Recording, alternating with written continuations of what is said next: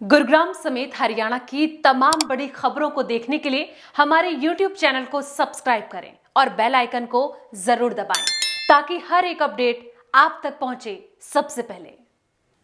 नमस्कार, स्वागत है आप सभी का वी न्यूज पर। मैं हूं आपके साथ प्रियन सेठ। 8 महीने से ज्यादा का वक्त हो गया है। देश का किसान सड़कों पर लगातार आंदोलन कर रहा है। किसानों की एक ही मांग है कि जब तक सरकार तीनों कृषि कानूनों को वापस नहीं लेती है तब तक उनका आंदोलन यूं ही जारी रहेगा। वहीं शनिवार को बीती रात करनाल में किसानों ने मुख्यमंत्री मनोहर लाल समेत बीजेपी के कई अन्य नेताओं द्वारा मीटिंग की गई, जिसका किसानों ने जमकर विरोध भी किया और काले झंडे दिखाए। वहीं पुलिस ने किसानों पर जमकर लाठी बरसाई, जिसके बाद राजनीति भी लगातार हो रही है। इसी सिलसिले में हरियाणा की पूर्व शिक्षा मंत्री और झज्जर से कांग्रेस विधायक गीता बुक्कल ने हमारे संवाददाता आकाश खुराना से खास बातचीत की और प्रदेश के तमाम मुद्दों को लेकर सरकार पर जमकर हल्ला भी बोला। आप खुद ही सुनिए कि क्या कुछ कहना है उनका। नमस्कार, आप देख रहे हैं वी न्यूज़। मैं हूं आपके साथ आकाश खुराना। प्रदेश के हालातों पर चर्चा करने के लिए आज मेरे साथ मौजूद हैं पूर्व शिक्षा मंत्री एवं झज्जर से कांग्रेस विधायक गीता बुक्कल। उन्हीं से जानता हूं मैम, किस तरह देखते हैं कल करनाल में जिस तरीके से किसानों पर लाठीचार्ज हुआ, प्रदेश में हंगामा हुआ, किसान घायल हुए, पुलिस वाले घायल हुए, हाईवे तक जाम कर दिए गए, किस तरह देखते हैं? देखिए, हमारा ये देश जहाँ पर और हमारा प्रदेश जहाँ पर जय जवान और जय किसान का नारा लगाया जाता था, वहाँ जवानों द्वारा किसानों पर लाठीचार्ज, मैं इसको बहुत ही एक दुर्भाग्यपूर्ण घटना मानती हूँ और मैं कमज़ोरी मानती हूँ, फेल्योर मानती हूँ हरियाणा सरकार की, भारतीय जनता पार्टी की, जिसमें प्रदेश के माननीय मुख्यमंत्री मनोहर लाल खट्टर जी स्वयं वहाँ पर हों और इस तरह का अत्याचार हमारे अन्नदाता के ऊपर, किसान के ऊपर जो हुआ, इसकी मैं कड़े शब्दों में निंदा भी करती हूँ। सारा का सारा प्रदेश जो है, सारी सड़कें जाम हो गई। ये क्या कारण था कि सरकार आज भी किसानों से बात नहीं कर रही है? काले कृषि कानून हैं, बार बार 9 महीने हो गए हमारे किसानों को धरना देते हुए। 500 से ज़्यादा किसानों ने शहादत दे दी है और हम देश के प्रधानमंत्री जी जो मन की बात करते हैं, उनसे हाथ जोड़कर अपील करते हैं कि आप किसानों के साथ, अन्नदाता जो हमारी आर्थिक व्यवस्था की रीढ़ की हड्डी हैं, आप उनसे एक बार बातचीत करें। बातचीत करके उनको सम्मानजनक तरीके से घर भेजने का काम करें, ना कि इस तरह के आदेश जो दिए जा रहे हैं जिस पर खुले तौर पर किसान जो अपना शांतिपूर्ण ढंग से रोष प्रदर्शन कर रहे थे उनके ऊपर लाठीचार्ज करवाना। उससे पहले सिरसा में लाठीचार्ज हुआ, फिर हिसार में हुआ, सबसे पहली शुरुआत पिपली कुरुक्षेत्र में हुई। और न केवल लाठीचार्ज बल्कि 124 से के देशद्रोह के मुकदमे किसानों पर बनाए जाना, ये बहुत ही दुर्भाग्यपूर्ण है प्रदेश के लिए। कल करनाल के एसडीएम का भी एक वीडियो वायरल हुआ जिसमें वो कह रहे हैं कि सिर फोड़ देना, लेकिन ये नाका जो है पार नहीं होना चाहिए। किस तरह देखते हैं, क्या ये सरकार किस तरह देखते हैं? मतलब सारी की सारी हदें पार इस सरकार ने कर दी हैं। ये अपने अधिकारियों से इस तरह के आदेश करवाना और फिर यह कह देना कि शांतिपूर्ण ढंग से हम लोग तो कुछ कर नहीं रहे थे। सबसे पहली कार्रवाई तो उनके खिलाफ होनी चाहिए। एसडीएम महोदय से पूछना चाहिए कि आपको ये आदेश ऊपर से कहाँ से मिले हैं। जब चीफ मिनिस्टर से, होम मिनिस्टर से, चीफ होम सेक्रेटरी, किसी से तो ज़रूर आदेश मिले होंगे कि जब वहाँ पर मान लीजिए पहले ही करनाल के लोगों ने ये कहा कि मुख्यमंत्री जी का वहाँ पर कार्यक्रम था, सारी के सारी सड़कें, शहर के आउटर रोड्स भी हैं, सब के सब बंद कर दिए थे और आम जनमानस बहुत ज़्यादा दुखी हुआ।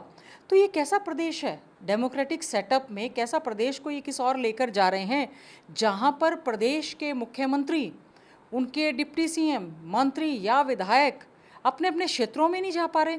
और आप देखिए, मजाक देखिए, मुख्यमंत्री जी का गृह क्षेत्र है जहाँ से वो विधायक हैं, इतने बड़े अमले के साथ, इतने पुलिस प्रशासन के साथ वो अपने क्षेत्र में जा रहे हैं। इसका मतलब सरकार को सोचना चाहिए, मुख्यमंत्री जी को सोचना चाहिए कि कहीं ना कहीं उनमें कमी है।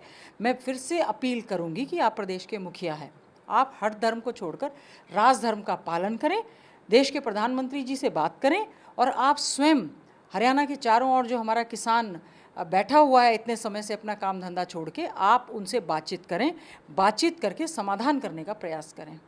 प्रदेश में पेपर लीक के मामले बार बार सामने आ रहे हैं। विधानसभा में भी आपने मुद्दा उठाया, सीबीआई जांच की मांग की गई। अनिल विज ने भी इसका समर्थन किया कि सीबीआई जांच होनी चाहिए, लेकिन सरकार सीबीआई जांच से पीछे क्यों हट रही है? क्या कहेंगे? देखिए, this is the administrative failure of the government. अब केवल एचपीएससी के सर पर ठीकरा फोड़ना, एसएससी के सर पर ठीकरा फोड़ना, इससे पहले भी हरियाणा स्टाफ सिलेक्शन कमीशन के चेयरमैन को आप बर्खास्त कर चुके हैं, फिर उसके बाद उसी चेयरमैन को आप दोबारा लगा भी चुके हैं। और मैं समझती हूँ ये कोई पहली घटना नहीं थी। 28 बार पेपर इस सरकार के दौरान लीक हुए हैं।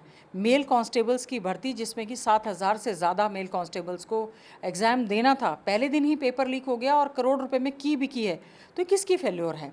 आप इसका मतलब, मुझे तो सरकार की नीयत में कहीं ना कहीं खोट लगता है। बेरोज़गारी के आंकड़े जो लगातार बढ़ते जा रहे हैं, पूरे देश भर में 28% से ज़्यादा बेरोज़गारी हरियाणा में है। पहले नंबर पर हरियाणा बेरोज़गारी में पहुंच गया है। कहाँ हरियाणा रोज़गार में पहले नंबर पे होना चाहिए था? एक तो कोरोना की मार, युवा हमारा डिप्रेस्ड है, दूसरा उसको नौकरियां नहीं मिल रही हैं, तीसरा सरकार अपनी कमियों की वजह से, एडमिनिस्ट्रेटिव फेलियर्स की वजह से बार बार पेपर लीक जो हो रहे हैं। हम सोचते हैं कि सरकार की नीयत में खोट लगता है कि वो बेरोज़गार युवाओं को रोज़गार नहीं देना चाहती। आपने दूसरी बात कही कि हमने विधानसभा के पटल पर आदरणीय चौधरी भूपेंद्र सिंह हुड्डा जी के नेतृत्व में ये मांग रखी कि आप ये जो बार बार पेपर लीक हो रहे हैं, इसमें आप संज्ञान लें, इसमें आप कार्य करें। आप जो है सीबीआई की जांच की बात उन्होंने एकदम से मना कर दिया कि हम तो पुलिस के कुछ प्रशासनिक अधिकारियों से इसकी जांच करवाएंगे।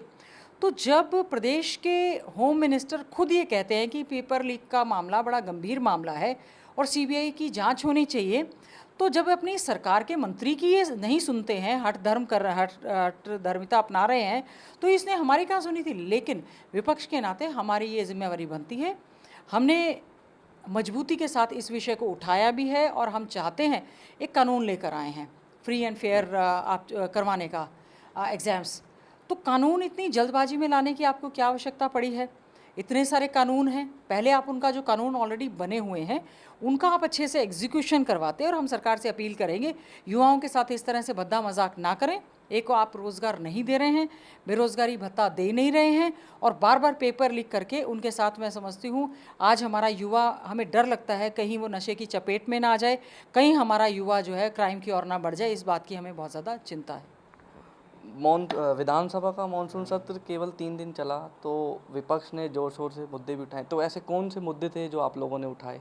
देखिए, हमने सबसे पहले तो पेपर लीक पर एडजर्नमेंट मोशन दिया था कि विधानसभा की सभी कार्रवाई को स्थगित करके आप जो हैं सबसे पहले इस चीज़ का जवाब दें कि बार बार सरकार पेपर लीक मामलों में कार्रवाई क्यों नहीं कर रही है, क्यों युवाओं के साथ मजाक उड़ाया जा रहा है। दूसरा हमारा एडजर्नमेंट मोशन था कि देशद्रोह के मुकदमे, जो किसान शांतिपूर्ण ढंग से अपने धरने दे रहे हैं और किसी ने ऐसा कुछ नहीं किया कि आप उनके ऊपर देशद्रोह के मुकदमे बना रहे हैं, जो देशद्रोह के मुकदमे सिरसा जिले में और हिसार जिले में बनाए गए किसानों के खिलाफ, इसके खिलाफ भी हमने एडजर्नमेंट मोशन देने का काम किया। यहाँ पर जो स्वास्थ्य सेवाएं पूरी तरह से चरमरा गई हैं, ऑटोनोमस स्टेटस ऑफ यूनिवर्सिटीज़ और autonomous status of Rohtak, PGIMS Rohtak जो हमारी मेडिकल यूनिवर्सिटी है, उसके बारे में भी हमने दिया कि आप क्यों नई भर्तियाँ नहीं कर रहे हैं, मेडिकल की क्यों नए कॉलेजेस आप क्यों नहीं खोल रहे हैं, नई यूनिवर्सिटीज़ क्यों नहीं खोल रहे हैं, थर्ड वेव आने वाली है और उल्टा जो एग्जिस्टिंग इंफ्रास्ट्रक्चर है आप उसको डिस्टर्ब करने का काम कर रहे हैं। तो इस तरह का था। और एक हमारा जेबीटी 1 लाख एचटेट पास, जेबीटी के जो कैंडिडेट्स हैं वो इस समय धक्के खा रहे हैं, उन्होंने खून से पत्र लिखकर अपना मांग पत्र दिया। एचटेट की जेबीटी की भर्ती 2012 में आदरणीय चौधरी भूपेंद्र सिंह हुड्डा जी की जब सरकार थी, 2012 में जेबीटी की भर्ती निकली थी, उसके बाद कोई भर्ती नहीं निकली और इनकी एलिजिबिलिटी को सरकार ने बढ़ाकर 5 साल से 7 साल कर दिया। 7 साल से ज़्यादा हो गया। अब वो लोग सारे के सारे ओवर एज हो गए। तो इतना बड़ा इनजस्टिस जो है सरकार ने उनके साथ किया है। अतिथि अध्यापकों को सर्विस रूल्स बनाकर उनकी सेवा सुरक्षा देने का वायदा सरकार ने किया था, इनके घोषणा पत्र में भी था। उन्होंने भी अपने खून से पत्र लिखा है कि आज तक सेवा सुरक्षा एक्ट नहीं बना है और एक्सग्रेशिया, जिनकी डेथ हो गई है उनको भी किसी प्रकार का लाभ नहीं मिल रहा है। कुछ ऐसे और मुद्दे थे कि फसल जो है पानी की वजह से जो बर्बाद हो गई है उसको जल्दी से जल्दी, किसानों के साथ पहले इनजस्टिस हो रहा है तो आप इस तरह से काम करें। कुछ इस तरह का मुद्दे था कि आज तक आपने अभी तक भी है किताबें छपवाई नहीं, बच्चों को आप कह रहे थे स्मार्टफोन देंगे, लैपटॉप देंगे, आईपैड देंगे, आपने अब तक ई कंटेंट तैयार नहीं किया। तो इस तरह के महत्वपूर्ण प्रश्न थे जो विधानसभा में मानसून सत्र में हमने उठाने का काम किया। और स्पीकर महोदय ने ये कहा कि हमारे पास तो इस बार ज़्यादा सा विधायी कार्य नहीं है, इस वजह से केवल मात्र हम 3 में करेंगे। तो मैं समझती हूँ ना तो सरकार के मुख्यमंत्री तैयारी में थे, ना ही सरकार के कोई मंत्री के तैयारी में थे। और दूसरा बड़ा दुख हुआ जब हमारे प्रदेश के मुख्यमंत्री जी ने एक प्रश्न के जवाब में ये कहा कि एक भी डेथ ऑक्सीजन की कमी की वजह से नहीं हुई। जो सरकार मौत के आंकड़े को छुपा सकती है, वो कुछ भी कर सकती है। इसीलिए रोज़गार और बेरोज़गारी के आंकड़ा छुपाना तो सरकार के लिए छोटी सी बात लगती है। कोरोना की दूसरी लहर में जिस तरीके से देखा गया था कि ऑक्सीजन से आज इतनों की मौत हो रही है, कई आंकड़े सामने आए, लेकिन मुख्यमंत्री कह रहे हैं कि ऑक्सीजन की वजह से किसी की भी जो है मृत्यु नहीं हुई, तो उसे किस तरह देखते हैं? देखिए, इस मामले को चौधरी भूपेंद्र सिंह हुड्डा जी ने जोर शोर के साथ उठाया। जो हिसार हॉस्पिटल के कुछ मामले थे, कुछ रिवाड़ी से हमें भी फ़ोन कॉल्स आई कि बहुत ही सीनियर एडवोकेट थे और जिस हॉस्पिटल में वो एडमिट थे, ऑक्सीजन की कमी की वजह से त्राही त्राही मची और बहुत से लोगों की डेथ हुई। आपको मान लेना चाहिए कि कोई बात नहीं, सेकेंड वेव जो है वो बहुत खतरनाक थी, हम इस चीज़ के लिए तैयार नहीं थे। गलतियों से इंसान को हमेशा सीखना चाहिए। तीसरी कोरोना की लहर आ रही है और हो सकता है वेरिएंट, अलग वेरिएंट हो कोई कोरोना का, तो अपनी गलती स्वीकार करने की बजाय न केवल अस्पतालों में लंबी लंबी लाइन लगी हुई थी, रेमडेसिविर इंजेक्शन हो चाहे ऑक्सीजन हो और बाकी दवाइयाँ भी ब्लैक में मिली, लोगों को बिस्तर नहीं मिले, हॉस्पिटल में जगह की तो बात छोड़िए, शमशान घाटों तक में लाइन लगी हुई थी। बड़ी ही दुखदाई वो दौर था। मैं समझती हूँ अप्रैल मई और जून का, जिसमें पता नहीं कितने लोगों ने, हज़ारों लोगों ने अपने परिजनों को खोया। हम तो यही प्रार्थना करते हैं उनकी आत्मा की शांति के लिए भी, और उनके सभी परिजनों को जिन्होंने अपने लोगों को खोया है, उनको हिम्मत मिले। और उनको दुख हुआ होगा जब सरकार की ओर से ऐसी स्टेटमेंट आई कि कोई भी डेथ नहीं हुई। इन्होंने आंकड़ा दिया है 8,000 मौतें केवल हुई हैं, जबकि 60,000 से ज़्यादा आंकड़ा है। तो सरकार को अपनी गलतियां, कोई बात नहीं, उनको गलती माननी चाहिए, उससे सबक लेना चाहिए और तीसरी लहर की तैयारियों के लिए पूरा काम करना चाहिए। चौधरी देवीलाल और किसानों के नाम पर वोट मांगे, सत्ता में बैठे हैं आज जेजेपी गठबंधन, वो किसानों के मुद्दे पर चुप है, क्या कहेंगे? देखिए, चौधरी देवीलाल जी को केवल और केवल इन्होंने वोट की राजनीति करने के लिए जो है उनका नाम लेना शुरू किया है। उनके दादा भी तो हैं, बीच में परदादा के बीच में दादा भी हैं, तो उनको सोचना चाहिए। केवल और केवल किसानों के नाम पर आपने वोट मांगने का काम किया और फिर एक ऐसी सरकार जो हमेशा से किसानों के साथ खिलाफ थी, उसके साथ आप गठबंधन की सरकार आप चला रहे हैं। मुझे बड़ी हैरानी होती है जजपा के साथियों पर कि जो डिप्टी सीएम की कुर्सी पर बैठ गए, और जहां देवीलाल जी तो कहते थे कि लोक लाज से ही लोक राज चलता है, तो अब तो ये किसानों के ऊपर के जो लाठीचार्ज सिरसा में डिप्टी सीएम के घर के बाहर पानी की बौछारें और लाठीचार्ज जो है किसानों पर हुआ, उनको वो सब नज़र नहीं आता है। 3 काले कृषि कानून उनको नज़र नहीं आते हैं। एपीएमसी एक्ट में हमने अमेंडमेंट की बात कही, वो उनको नज़र नहीं आती है। अब तो जजपा के बहुत सारे साथी, उनके विधायक जो जजपा से हैं, स्वयं उनकी पार्टी से मुखर होकर अपनी पार्टी के खिलाफ वो स्टेटमेंट देने लगे हैं। पता नहीं क्या ऐसी मजबूरी है कि उन्होंने ऐसे क्या काले कारनामे कर रखे हैं कि उनकी मजबूरी है भाजपा को सपोर्ट करना। तो मैं समझती हूँ भाजपा हो चाहे जजपा हो, पूरी तरह से फेल्ड गवर्नमेंट है। जनता का विश्वास पूरी तरह से ये खो चुके हैं, आम नागरिकों का विश्वास पूरी तरह से खो चुके हैं। डेमोक्रेटिक सेटअप में सरकारों की जिम्मेवारी होती है कि अपनी जनता का ध्यान रखना। Government of the people, by the people, for the people, लोगों के लिए बनी हुई सरकार है, चुन के आई हुई। इनको लोगों की आवाज़ को सुनकर उसका समाधान का प्रयास करना चाहिए। पूर्व सीएम भूपेंद्र सिंह हुड्डा ने अभी चंडीगढ़ में लंच पार्टी की थी, तमाम नेता जो हैं उसमें शामिल हुए थे, प्रदेश अध्यक्ष कुमारी शैलजा खुद गई थी, तो ऐसे में क्या वास्तव में अब कांग्रेस एक है, क्या मानते हैं आप? देखिए, कांग्रेस तो एक ही है, हमारी बड़ी लोकतांत्रिक पार्टी है, सबको अपनी बात कहने का अधिकार है, सबको अपने विषय उठाने का अधिकार है। और आदरणीय चौधरी भूपेंद्र सिंह हुड्डा जी के निवास स्थान पर ये कोई पहला लंच नहीं है।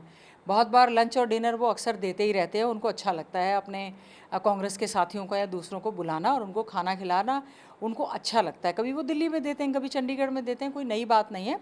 अच्छी बात है कि सब लोगों ने इकट्ठे मिलकर वहाँ पर जो है वो खाना भी खाया, और इससे पार्टी मजबूत ही होती है। कांग्रेस सरकार में आप भी शिक्षा मंत्री रहीं, तो आज शिक्षा का जो स्तर है उसे किस तरह देखते हैं आप? क्या हालात हैं शिक्षा के प्रदेश में? शिक्षा हो, स्वास्थ्य हो, ये सरकार के एजेंडे से बाहर हैं। नए मेडिकल कॉलेजेस हर ज़िले में बनाने का वायदा मैनिफेस्टो में सरकार ने किया था। जो ऑलरेडी एग्जिस्टिंग मेडिकल कॉलेज है, एक भी कॉलेज 7.5 साल में बता नहीं पाए हैं। हमारा एम्स बाढ़सा आया, उसमें कम से कम 10 प्रोजेक्ट और आने थे, सरकार ने उसका संज्ञान नहीं लिया। रेवाड़ी के मनेठी में एम्स आना था, उस पर सरकार कुछ भी नहीं कर पाई। कल्पना चावला जी के नाम से जो मेडिकल कॉलेज था, उसका नाम कल्पना चावला मेडिकल यूनिवर्सिटी रखा गया था, लेकिन उन्होंने केवल उसका नामकरण किया, दीनदयाल उपाध्याय जी के नाम से उसको यूनिवर्सिटी बनाई। उस पर भी आज तक जो है 4 दीवारी उसमें कंप्लीट नहीं हुई है। श्री कृष्ण आयुर्वेदा कॉलेज हुआ करता था, उसको बदलकर यूनिवर्सिटी का दर्जा दे दिया, उस पर कोई कार्य आज हुआ नहीं है। बहुत बड़ी बड़ी university, central defence university Gurgaon में देश के प्रधानमंत्री जी ने उसकी नींव रखी थी, और आज के गुड़गांव के सांसद राव इंद्रजीत जी उनके साथ थे। आज तक उस यूनिवर्सिटी पे कोई कार्य नहीं हुआ है। सेंट्रल यूनिवर्सिटी में आज तक भर्तियां नहीं हुई हैं, यूनिवर्सिटीज़ में भर्तियां नहीं हुई हैं, शिक्षा के अधिकार कानून की धज्जियां उड़ रही हैं, स्कूल कॉलेज कोरोना की वजह से आज बंद पड़े हैं। और सरकार की हालत ये है कि सरकार शिक्षा की और कुछ कार्य करने की बजाय आरोही मॉडल स्कूल्स जो हमारे समय में हमने बनाए थे, उसमें हमने बहुत ही नेट JRF PhD पास टीचर्स लगाए थे। सरकार ने उनको कहा था 5 साल में आपको रेगुलर कर देंगे। 2017 का नोटिफिकेशन है उनका 7th पे कमीशन देने का। लेकिन जब इन्होंने 7th पे कमीशन मांगा तो उल्टा सरकार की ओर से एक चिट्ठी थमा दी गई कि आप कॉन्ट्रैक्ट एम्प्लॉयज़ हैं। तो जो अच्छे कार्य हमारे ये स्कूल्स हमारे नेशनल लेवल पर एजुकेशनली बैकवर्ड ब्लॉक्स में स्थापित थे, तो सरकार का कतई भी ध्यान नहीं है। नए स्कूल खोलने की बजाय सरकार अपनी पीठ थपथपा रही है कि हमने 126 मॉडल संस्कृति स्कूल खोले हैं। एक सिंगल स्कूल भी सरकार के, एक तो हैरानी होती है मुख्यमंत्री और मंत्री सरकार पर, मतलब सदन में भी झूठ बोलते हैं, बाहर तो बोलते हैं, सदन में भी झूठ बोलते हैं। जहाँ पर लिखा है कि या तो आप प्रवेश ना करें, प्रवेश करें तो आप सच बोलें, नहीं तो आप पाप के भागीदार बनेंगे। तो मैं समझती हूँ ये लोग पाप के भागीदार बनते हैं, वहाँ पर भी पटल पर भी झूठ बोलते हैं। एक सिंगल स्कूल भी इन्होंने नया नहीं बनाया। एग्जिस्टिंग 10+2 सेकेंडरी स्कूलों से केवल नाम बदले और वहीं से ही डेपुटेशन पर स्टाफ लिया है। तो मैं समझती हूँ सरकार शिक्षा के मामले में भी पूरी तरह से फेल हुई है। कोरोना की वजह से हमारे एजुकेशन इंस्टीट्यूट्स बंद थे, तो लास्ट ईयर कहने लगे थे कि हम सबको स्मार्टफोन, आईपैड, लैपटॉप या टैबलेट देंगे और साथ ही साथ में हम उसमें कंटेंट भी देंगे कि उसमें बच्चों को क्या पढ़ना है। क्योंकि हमारे जो सरकारी स्कूल में बच्चा है वो एक गरीब का बच्चा है, गरीब परिवार का है, शेड्यूल कास्ट का, बैकवर्ड का, गरीब परिवार का बच्चा है। उनके पेरेंट्स के पास या उनके पास स्मार्टफोन नहीं है, तो सरकार उनको कुछ भी प्रोवाइड नहीं करवा पाई। हमारे समय में हमने उत्कर्ष सोसाइटी का गठन किया था। एजुसेट जो हमने योजना बनाई उसकी ये लोग खिल्ली उड़ाते थे। DTH के माध्यम से केवल और केवल इन्होंने एजुसेट के माध्यम से ही जो शिक्षा थोड़ी बहुत ही दे पाए वो दे पाए। और क्या किया है, 250 से 4000 रुपये 400 रुपये हम सरकार कह रही है कि हम बच्चों के खातों में डालेंगे, जो कि अब तक डले भी नहीं हैं, कि इससे बच्चे पुस्तकें खरीद लेंगे। मुझे समझ नहीं आता, सरकार चला रहे हैं कि दुकान चला रहे हैं। आपको ये पता नहीं है कि आपको हाई पावर परचेज कमेटी में सबसे पहले पुस्तकें छापने के लिए आपको टेंडर करने पड़ेंगे। प्रिंटिंग स्टेशनरी डिपार्टमेंट को कहना पड़ेगा, भिवानी बोर्ड की तरफ से टेंडर होंगे, विभाग की तरफ से होंगे। जब किताबें प्राइवेट पार्टनर्स छापेंगे तभी तो वो मार्केट में आएगी। तो मैं समझती हूँ शिक्षा, मतलब इन्होंने काफ़ी बड़ा एक मजाक किया है और बच्चे हमारी शिक्षा में काफ़ी ज़्यादा पीछे हुए हैं। लास्ट है मैम कि पिछले 7 सालों से कांग्रेस का संगठन जो है नहीं बन पाया, तो ऐसे में कब तक संगठन बन जाएगा, वो नई नियुक्तियां जो हैं उसमें हो जाएंगी? देखिए, हम उम्मीद करेंगे कि कुमारी शैलजा जी इस समय पार्टी की PCC प्रेसिडेंट हैं। पिछले 7 साल से 2 लोकसभा के और 2 विधानसभा के चुनाव हम लोग बिना संगठन के हमने लड़े हैं। ये हमारी पार्टी के लिए बहुत ही एक कमज़ोर कड़ी है। हम लोग अपनी मेहनत से फील्ड में निकलते हैं, लोग हमें बनाते हैं। इस बार हम करीबन 31 विधायक हैं। कांग्रेस पार्टी की परफॉर्मेंस बहुत अच्छी रही। आदरणीय चौधरी भूपेंद्र सिंह हुड्डा जी ने, भाई दीपेंद्र हुड्डा जी ने, उनकी टीम ने पूरी तरह से अच्छे से मेहनत करने का काम किया, लेकिन संगठन की कमी कहीं ना कहीं बहुत ज़्यादा खलकती है। हम चाहते हैं हाईकमान इसमें संज्ञान ले और जल्दी से जल्दी हरियाणा प्रदेश का पूरी कार्यकारिणी और जिले की कार्यकारिणी का गठन हो। संभावित तीसरी लहर को किस तरह देखते हैं आप? क्योंकि दूसरी लहर में जो हालात थे वो देखे आपने, तो तीसरी लहर के लिए क्या सरकार तैयारी है? देखिए, हमें सबक लेना चाहिए। ऑक्सीजन की कमी की वजह से सबको हमने भटकते हुए देखा, खाली सिलेंडर तक नहीं मिले, ऑक्सीजन प्लांट लगाने की सरकार बात कर रही है। तो इधर उधर के कार्य छोड़ के सबसे पहले आम जनता की जो है स्वास्थ्य सेवाओं पर ध्यान देना चाहिए। बहुत सारे ऐसे हॉस्पिटल्स हैं, मुझे गुड़गांव के हॉस्पिटल का भी पता है, मेरे झज्जर के माता नील का हॉस्पिटल, जिनकी बिल्डिंग्स कंप्लीट पड़ी हैं, जिनके पास मशीनरी पड़ी है, उसका प्रॉपर यूटिलाइजेशन होना चाहिए। आप मैरिज पैलेस में, धर्मशालाओं में आप आइसोलेशन सेंटर्स खोल रहे हैं, तो आपको पहले से ही वेंटिलेटर्स की, ऑक्सीजन सिलेंडर्स की, ऑक्सीजन प्लांट्स की और दवाइयों की सारी व्यवस्था कर लेनी चाहिए। पता नहीं किस समय तीसरी वेव आ जाए और उस समय फिर सरकार के हाथ पर फूल जाते हैं। हम चाहते हैं इसमें कम से कम कांग्रेस पार्टी, हम लोग कतई भी राजनीति नहीं करना चाहते। जो भी सरकार को हमसे मदद चाहिए, सहायता चाहिए, हेल्प चाहिए, कोई सलाह चाहिए, वो हम पूरी तरह से करने के लिए तैयार हैं। लेकिन हमारा सरकार से अनुरोध है कि प्रचार प्रसार में सारा पैसा खर्च करने की बजाय हेल्थ सर्विसेज को स्ट्रेंथन करने का काम करें, डॉक्टर्स की भर्ती करें, पैरामेडिक्स बहुत बेरोज़गार लोग घूम रहे हैं उनकी भर्ती करें और हमारे स्वास्थ्य सेवाओं को पूरा चुस्त दुरुस्त करने का काम करें।